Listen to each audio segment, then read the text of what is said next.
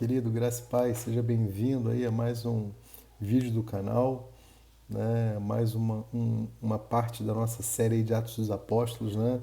E hoje temos coisas poderosíssimas para falar, né? É a nossa 15ª parte, são 15 mensagens já do livro de Atos, né? Hoje a gente vai tentar falar dos capítulos 17 e 18, né? E o ponto máximo aí é Paulo em Atenas, né? Certamente Paulo em Atenas é o ponto máximo desses dois capítulos aí que a gente vai abordar. E eu já queria te pedir, curte o vídeo, né? Tem um botãozinho aí, ó, que você dá o like, né? Curte, compartilha e inscreva-se no canal. Que se você não se inscrever, você vai perder aí as notificações dos vídeos novos, você vai perder séries como Apocalipse Now, como essa de Atos dos Apóstolos, como Desvendar dos Mistérios de Deus, né, do Reino, perdão, e muita coisa boa que vem por aí. Então, se inscreve logo, deixa de ser pão duro, né, de like e dê o like também nesse vídeo, ok? Abre sua Bíblia comigo, vamos lá, vamos que a gente tem muita coisa para falar hoje. Né? Desculpa eu ficar aqui um pouquinho de lado em relação ao vídeo, que eu botei o telefone mais perto aqui, né? Para a gente poder ter uma iluminação melhor. E vou ler aqui rapidamente, deixa eu ajeitar o fone. Ok, vamos lá. Então, só fazendo uma breve retomada, né? No capítulo 16, né, a gente vê aqui Paulo e Silas sendo aprisionados, né, que, digamos assim, foi o ponto máximo, né, quando eles são ali, têm os seus pés presos ao tronco, né, e a maneira milagrosa, né, como os alicerces daquela prisão são balançados, né, e nós temos ali o carcereiro, né, que presenciou tudo aquilo ali, né, presenciou a ação toda do o mover, e a coisa é tão poderosa que, né, leva o carcereiro aí à conversão, né, junto com a sua casa. E que momento poderoso, né, da igreja, ali a igreja avançando através do serviço de Paulo. E aí chegamos no capítulo 17, nossa aula de hoje, abre aí comigo, né, Atos 17, e vamos tentar fechar também o 18, ok? Então vamos lá rapidinho. O que vai falar sobre Paulo em Tessalônica, né, e em Bereia, né, dos versículos 1 até o 9 aqui, né, a gente vai ter aqui Paulo, né, em Tessalônica. Deixa eu só dar uma olhadinha, algumas anotações que a gente faz aqui. Né, então, capítulo 17, do 10 ao 13 ele vai estar em Bereia, né, e do 1 ao 9 aqui em Tessalônica, tá? Então vamos lá. E passando por Anfípolis e Apolônia, chegaram a Tessalônica, onde havia uma sinagoga de judeus.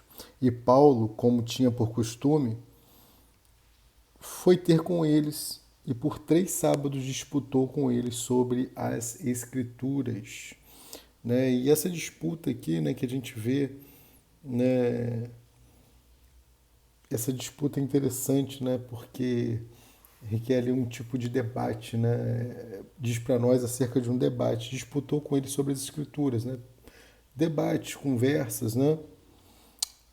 Versículo 3. Expondo e demonstrando que convinha que Cristo padecesse e ressuscitasse dentre os mortos. E esse Jesus que vos anuncio, dizia ele, é o Cristo. Né? E esse Jesus que vos anuncio, dizia ele, é o Cristo. E alguns deles creram e ajuntaram-se com Paulo e Silas, e também uma grande multidão de gregos religiosos, e não poucas mulheres, né? E não poucas mulheres principais, ou seja, mulheres importantes aqui. Mas os judeus desobedientes, movidos de inveja, tornaram consigo alguns homens perversos dentre os vadios, e ajuntando o povo, alvoroçaram a cidade e assaltando a casa de Jason, procuravam trazê-lo para junto do povo, e não os achando, trouxeram Jason e alguns irmãos à presença dos magistrados da cidade, clamando estes que têm Estes que têm alvoroçado o mundo chegaram também aqui. Ou seja, esses que têm alvoroçado o planeta, né, a terra habitada, né, a terra habitada chegaram aqui. Os quais Jason recolheu, né, agora está explicando o papel de Jason aqui, ó. E todos estes procedem contra os decretos de César, dizendo que há outro rei, né, o rei dos reis, Jesus, né? Continuando aqui, versículo 8. E alvoroçaram a multidão e os principais da cidade que ouviram estas coisas. Né? Tendo, porém, recebido... Perdão, deixa eu chegar minha Bíblia para cá, para ficar mais de frente aqui para vocês. Tendo, porém, recebido satisfação de Jason e dos demais, os soltaram. Né? E aí você percebe que agora ele vai sair da Tessalônica para Bereia. Mas os judeus que fizeram esse barulho todo em Tessalônica, ao saberem que Paulo continuava fazendo a mesma coisa na Bereia, vão lá denunciar e a perseguição vai continuar, olha lá. E logo os irmãos enviaram de noite Paulo e Silas a Bereia, e eles chegaram lá, né, e foram à sinagoga dos judeus. Ora, estes foram mais nobres do que os que estavam em Tessalônica, ou seja, eles foram mais receptivos a Paulo, né, e a sua comitiva ali. Porque de bom grado receberam a palavra, examinando cada dia nas Escrituras se estas coisas eram assim. Então é simples o Evangelho, né?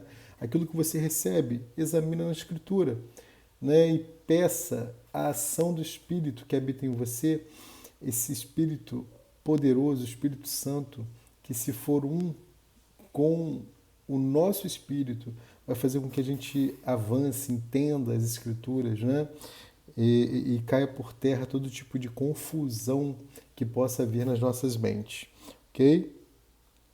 De sorte que creram muitos deles, e também mulheres gregas, né, da classe nobre, e não poucos homens.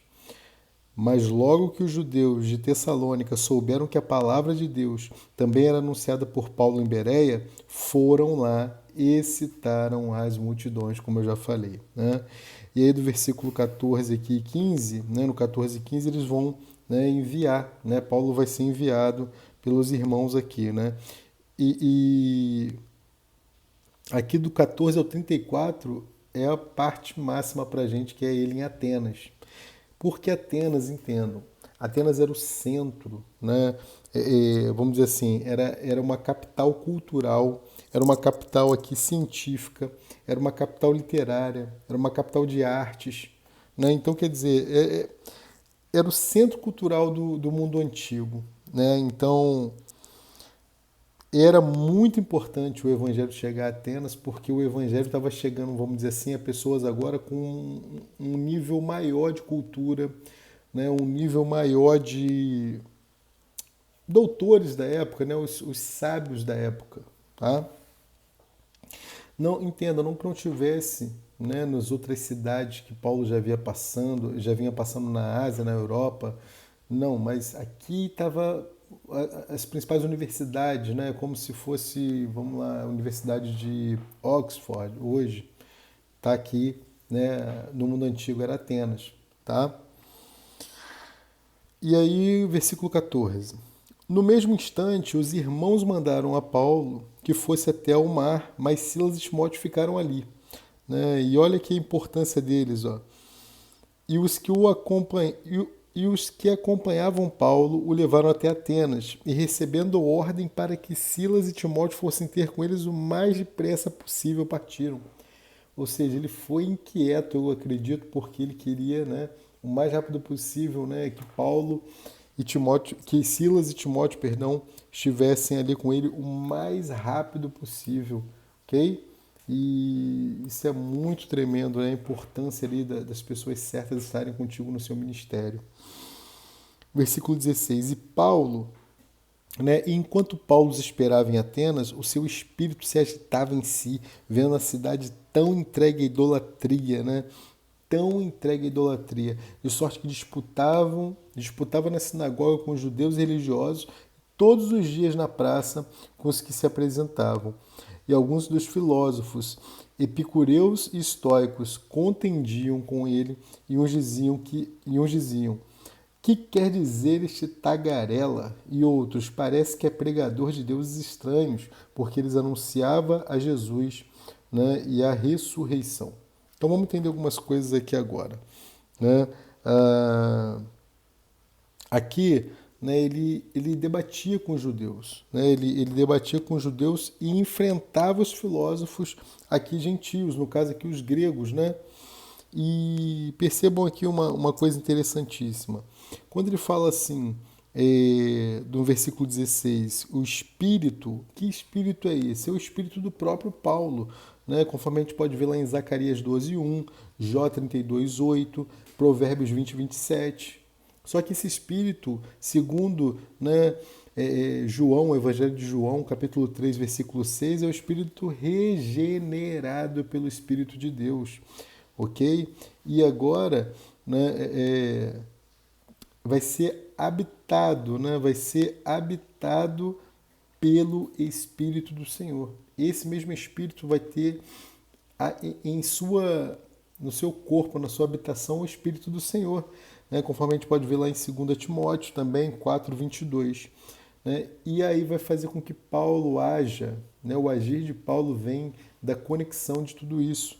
Né? A gente pode ver esse agir em Romanos 8, 10 e 11, né? Romanos capítulo 8, versículos 10 e 11. É esse espírito que Paulo servia, né? É com esse espírito que Paulo servia, né? Conforme a gente pode ver em João também, o Evangelho de João, capítulo 4, versículo 24, o Espírito de Deus, né? E Romanos 1, 9, ok? Então, quando fala assim, ó, o Espírito se agitava, é o Espírito Santo com o Espírito de Paulo que se tornaram um só, né? Segundo lá a regeneração do Espírito, né? A habitação do Espírito Santo em nós, né? E essa transformação que acontece dentro de nós quando nós nos abrimos para o mover do Espírito Santo, ok? Bom, aqui outra coisa, né? Quando ele fala aqui dos filósofos, né? Os epicureus, né? De epírico, né? Epícoro, perdão, né? Epícoro. Esse filósofo aqui, né? Ele tinha uma base totalmente materialista, tá? Ele era totalmente materialista, logicamente não acreditava aqui em Deus, né? Negava a existência e tudo mais. E os estoicos, eles eram panteístas. Eles eram panteístas. Acreditavam que tudo era governado ao acaso, né? E deixa eu pegar umas definições aqui para deixar isso mais claro para vocês.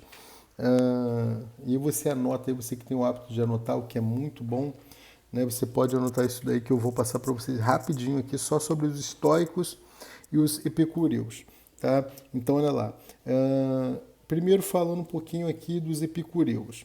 Eles eram seguidores do filósofo grego Epicuro, né? Ali por volta de 341, né, 270 a.C. foi o tempo de vida dele, né? A filosofia dele era o materialismo, como eu falei, tá?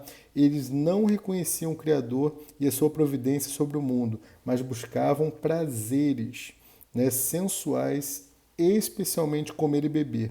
Algumas vezes Paulo cita, né, a questão dos epicureus aqui, lá em Filipenses 3,18, por exemplo, ele vai citar, e na primeira carta aos Coríntios também, 15, versículo 32, ele vai citar. Em relação aos estoicos agora, né, epicureus e estoicos, o que a gente pode dizer dos estoicos? Eles eram membros de uma escola filosófica fundada por Zenão, né, 340, 265 também antes de Cristo, lá Zenão. Eram panteístas, criam que tudo era governado pelo destino, né? E todos os acontecimentos eram resultado da vontade divina. Portanto, o homem deveria aceitá-lo calmamente, sem qualquer paixão, dor ou gozo. Tá? Eles enfatizavam que o maior bem é a virtude e que a virtude, por sua vez, é uma recompensa dada à alma. Né? Algumas das palavras, né, que Paulo vai dizer lá, por exemplo, em Filipenses 4:11, ele também vai citar esses estoicos aqui. Ok? Então vamos continuar aqui. Aí quando ele fala assim, quer dizer tagarela, esse tagarela aqui, gente, é um pássaro, né? que na realidade comia porções. Ele refere-se a um pássaro que apanhava sementes, né, nas ruas e mercados, e logo alguém que recolhe passa adiante fragmentos, né, de notícias, né, virou aí esse tagarela, pega o fragmento e sai espalhando. Tá? Então eles estão chamando Paulo aqui de tagarela. Né? E essa doutrina que eles falam aqui, né, de anunciar Jesus, a ressurreição, eles estão relacionando essa doutrina com demônios. Né, com demônios. Tá? 19, versículo 19. E tomando, levaram ao Areópago. Esse Areópago aqui nada mais é do que o que eles chamam de colina de Marte, que era onde as pessoas que queriam falar acerca de alguma coisa discutir alguma coisa religiosa, era colocada nesse Areópago para poder falar. Tá? E aí diziam para ele assim, ó, né, dizendo: poderemos nós saber que nova doutrina é essa de que falas? Pois com coisas estranhas nos trazes aos ouvidos, queremos, pois, saber o que vem a ser isto. Então, eles estão querendo ouvir Paulo, né? Eles pediram, né? Pediram. E aí 21 vai explicar por quê, né? Olha lá, pois todos os atenienses e estrangeiros residentes de nenhuma outra coisa se ocupavam senão de dizer e ouvir alguma novidade. Certo? Versículo 22. Estando Paulo no meio do Areópago, disse: homens atenienses, em tudo vos vejo como sendo um tanto supersticiosos. Né? Suavizou, né? Paulão aqui deu uma suavizada aqui, né? Falou da palavra supersticiosa. Algumas traduções vão dizer assim, muito reverente, né? E aqui no sentido de temer, né? Temer demônio, por exemplo, sobrenatural. Né? Eles temiam, e então, por consequência disso, eles eram entregues, né, a adorações, tá? Dado a reverência a essas divindades que eles tinham. Né? A mesma palavra usada como um substantivo, a gente vai ver isso lá na frente, no capítulo 25, verso 19. Tá? Mas entenderam? Eles tinham essa adoração pelo temor, eles temiam e, de certo modo, adoravam ali pelo temor. Tá? 23, né? Porque passando eu e vendo os vossos santuários, achei também um altar em que estava escrito ao Deus desconhecido. Esse, pois, que vós honrais, não o conhecendo, é o que vos anuncio. Essa questão aqui foi que houve um problema, né, em Atenas, né, na Grécia, e a solução que eles acharam foi buscar um sábio, no caso, eles buscaram um profeta, né, chamado Epimênides. Epimênides era o nome do profeta. Esse profeta era da ilha de Creta, né, que sabiamente servia a um Deus desconhecido. Né, desconhecido e sem nome, né, dos gregos. E daria uma resposta, né, ou removeria a praga lá, que eles tinham um problema lá, que ninguém conseguia de maneira nenhuma, nenhum dos deuses conseguia remover a praga. Né? E a chegada do sábio cretense, né, assim relatada, né, de uma maneira que eles fizeram uma homenagem, colocando, né, como Paulo está dizendo aqui, né, um altar escrito lá ao Deus desconhecido. Porque quem é esse Deus? A gente não conhece. Né? A gente não conhece o Deus que a gente adora e eles não conseguiam entender isso, né? Que eles eram muito ligados a imagens, às esculturas, e quando você fala assim, não, o Deus que eu sirvo, ele é como um vento, né? A gente não vê, mas sente. Eles ficam doidos, eles não conseguem entender, obviamente, tá? Versículo 24. O Deus que fez o mundo e tudo que nele há, sendo Senhor do céu e da terra, não habita em templos feitos por mãos de homens, nem tampouco é servido por mãos de homens, como que necessitando de alguma coisa, pois ele mesmo é quem dá a todos a vida, a respiração e todas as coisas. Né? Pediram para ouvir Paulo, pediu, vai ter, né? Não tem jeito. E de um só sangue fez toda a geração dos homens para habitar toda a face da terra, determinando os tempos já dantes ordenados e os limites da sua habitação. Aqui eu quero falar um negócio poderosíssimo, né? De um só sangue aqui, a gente pode levar lá para Adão, na criação, Gênesis, né? Gênesis, quando da criação do homem. E o fato interessante é que todos nós temos o mesmo DNA, em se tratando de um DNA chamado DNA mitocondrial. Porque o DNA mitocondrial, né, aula de ciências aí, hein? Ele é herdado da mãe. Então, desde Eva, nós temos a mesma herança mitocondrial, né, no DNA. E aí eu tenho o mesmo DNA mitocondrial que você tem. Isso é prova de que todos nós temos a mesma origem, independente da raça, né, independente da cor, independente de qualquer situação. Somos todos iguais. Né, e se nós formos adiantar um pouquinho, formos lá na epístola, né, a Filemon, a gente vai ver que o que traz a igualdade ao homem, aos homens, não são leis, mas é a nova aliança. E a nova aliança está baseada no amor. É o amor que traz a igualdade. É por isso que a sociedade pena tanto com algumas coisas. Porque os homens não entenderam ainda que é o amor que traz a igualdade. Não são leis, não são regras, é o amor. Em suma, é a graça. Né? Versículo 27. Para que buscassem ao Senhor, se porventura tateando o pudessem achar, ainda que não está longe de cada um de nós. Né? Ele está explicando aqui, ele não está longe, ele é um Deus de perto, né? Mas você não vai poder achar ele de uma maneira que você está acostumado a achar os seus deuses. Né? É isso que Paulo está falando aqui nas entrelinhas para os atenienses. Versículo 28. Porque nele viemos e nos movemos e existimos, como também alguns dos vossos poetas disseram, pois somos também sua geração. Quando ele está falando aqui, né, esse nele tem que estar em letra maiúscula, tá, gente? Ele está falando que a vida, a existência, até mesmo as ações do homem estão em Deus. É nele. E quando ele se refere aos poetas, provavelmente aqui ele está se referindo a Arato e a Cleante. Porque eles profetizaram essas mesmas palavras aqui, só que a Júpiter, que era o Deus máximo para eles, né? Versículo 29.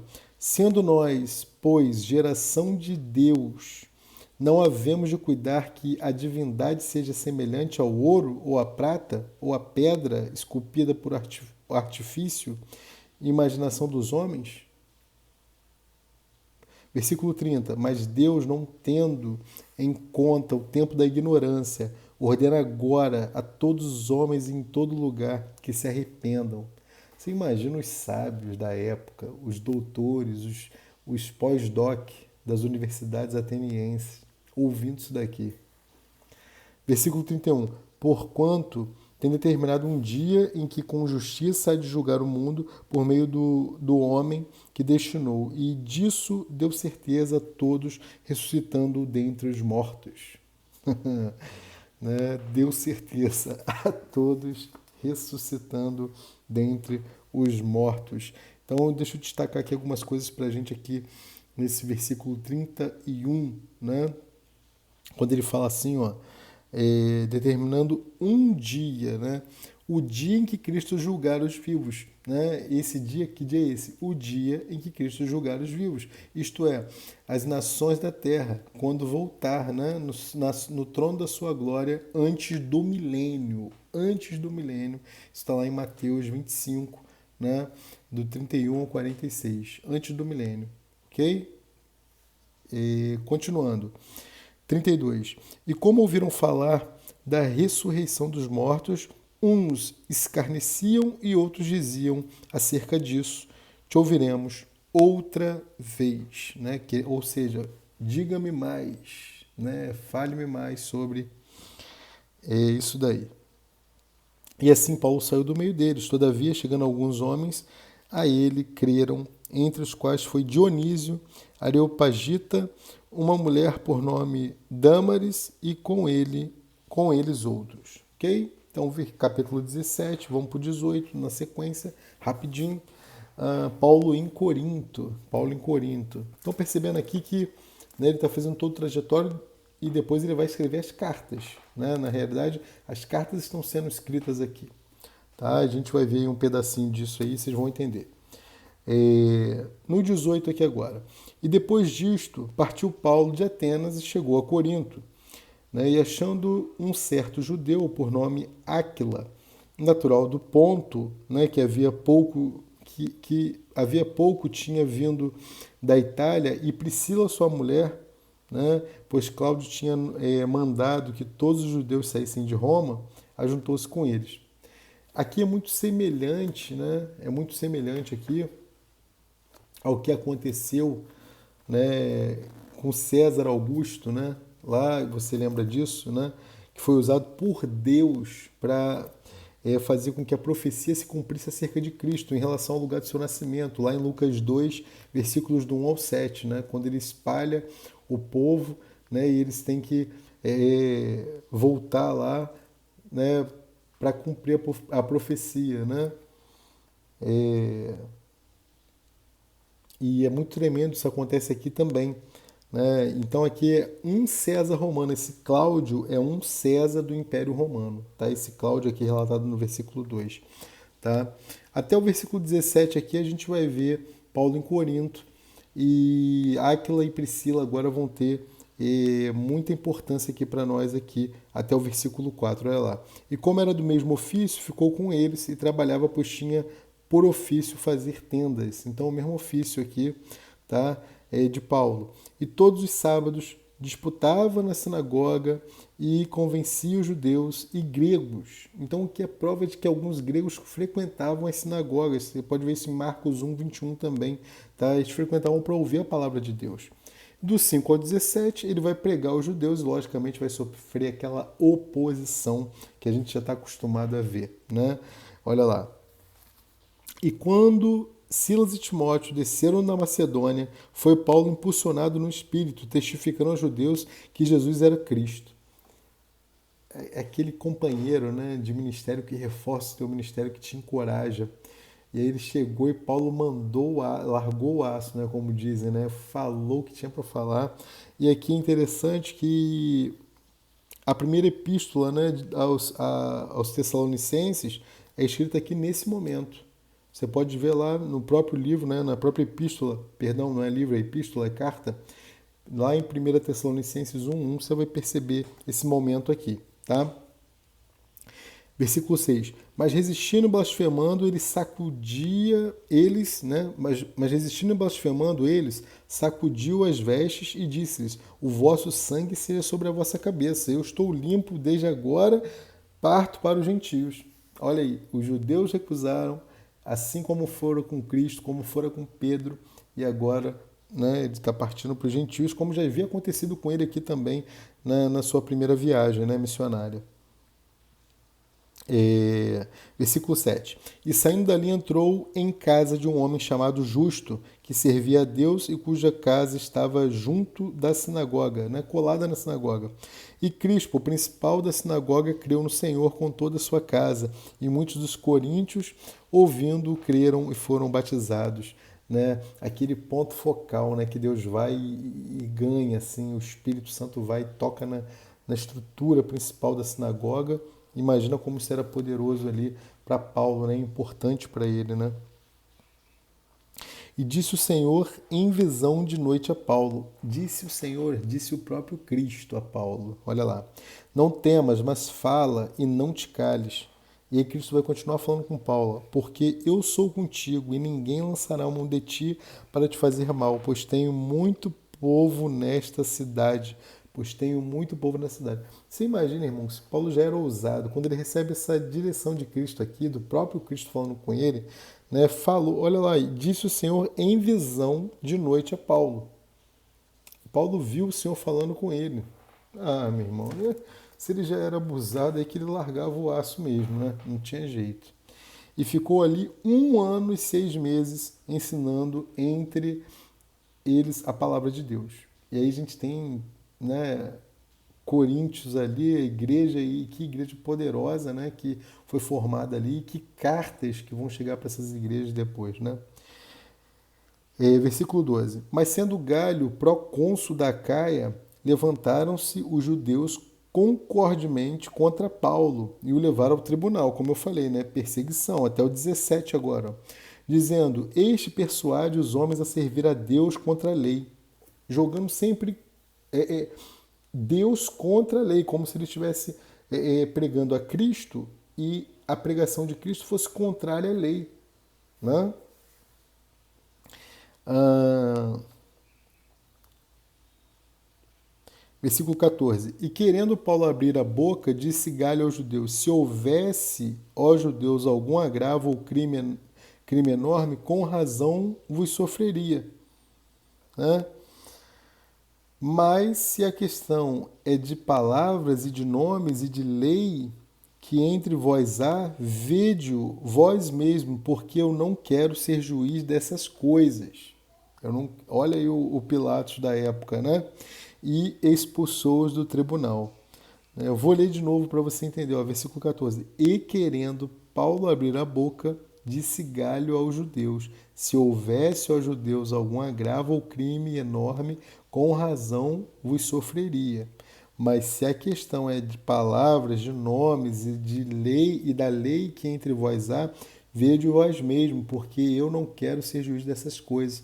E os expulsou do tribunal. Então todos os gregos agarraram Sóstenes, principal da sinagoga, e o feriram diante do tribunal, e a Galho nada dessas coisas o incomodava. Né? Lavou as mãos, literalmente.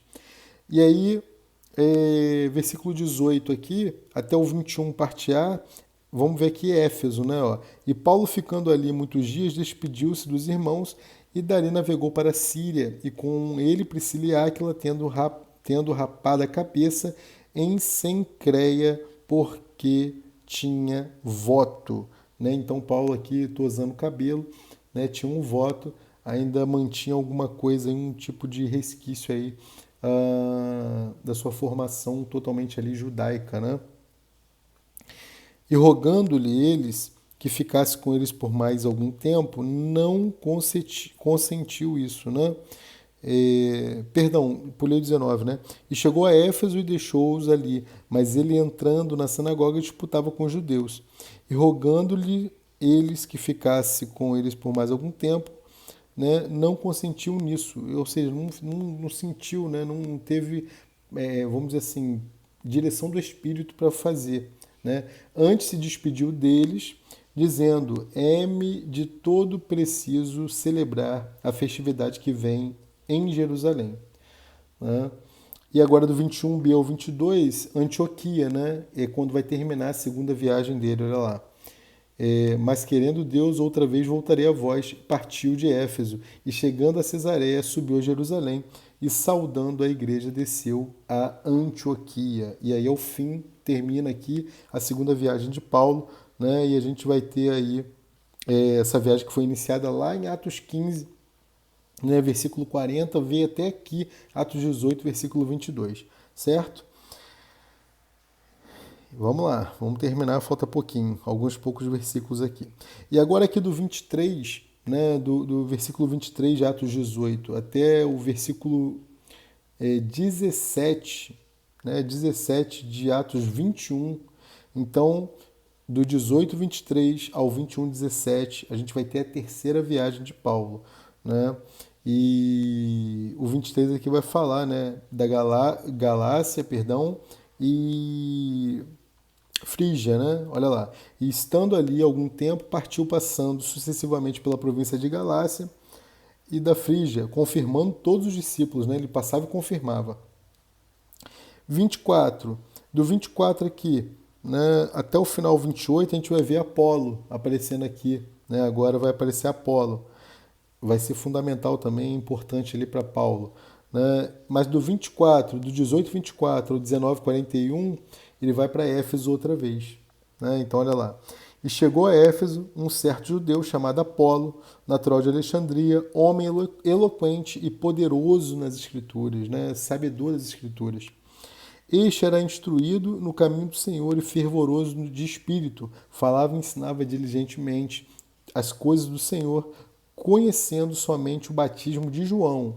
Então, isso aqui diz para nós o seguinte: ainda faltava alguma coisa, ainda faltava entender a economia neotestamentária, ou seja, dispensar-se de Deus em nós. Por isso o ministério dele era incompleto, ele conhecia somente, né, o batismo de João.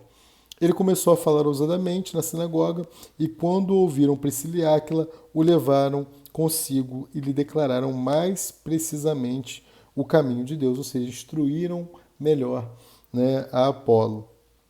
Querendo ele passar a Acácia, o animaram os irmãos, né, e escreveram aos discípulos que recebessem, o qual, tendo chegado, aproveitou muito aos que pela graça criam.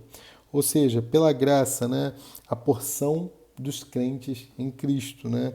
Então, querendo ele passar a Acácia, o animaram os irmãos e escreveram aos discípulos que o recebessem, né? Pediram para que o recebessem, né? O qual, tendo chegado, aproveitou muito aos que pela graça criam.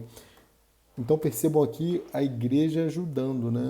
Aqueles que eram mais instruídos, instruindo aqueles que não tinham tanta, que ainda tinham as suas referências muito voltadas para o batismo lá de João, né?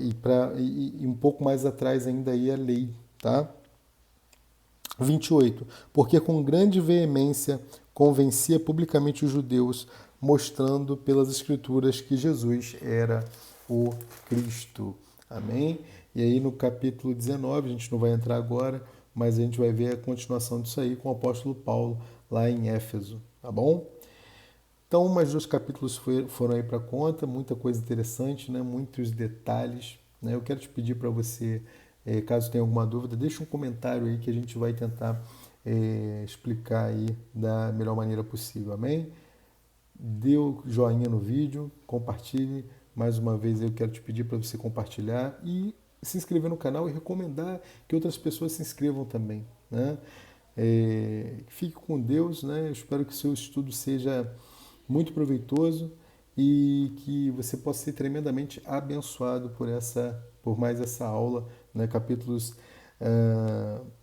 17 e 18 vencidos, né? E próxima aula provavelmente vai ser só o 19, tá? Porque são 41 versículos, senão fica muito puxado aí pra gente fazer o 19 e o 20, né? Até porque o 20 também são quase 40, são 38 versículos, aí ficariam 78 versículos, é muita coisa pra gente comentar, né? 79 versículos, perdão. Então, próxima aula, capítulo 19 de Atos, tá bom? Fiquem com Deus, um grande beijo, até a próxima. Tchau, tchau.